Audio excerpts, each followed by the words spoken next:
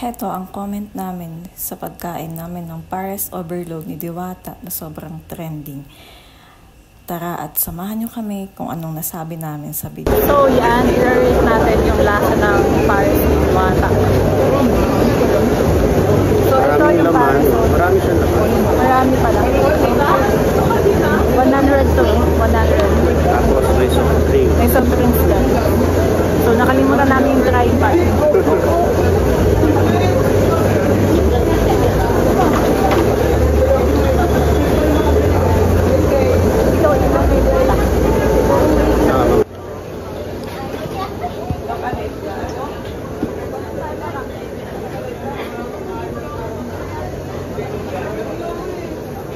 Pangit kasi naman. Kain, masarap. Talagang binabash lang nila si Diwata.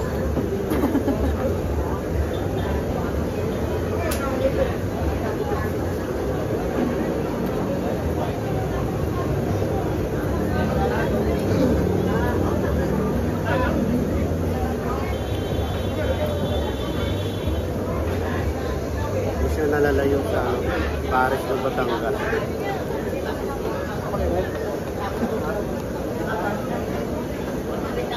Hindi man ano, hindi naman dita. Hindi namin di naman dita.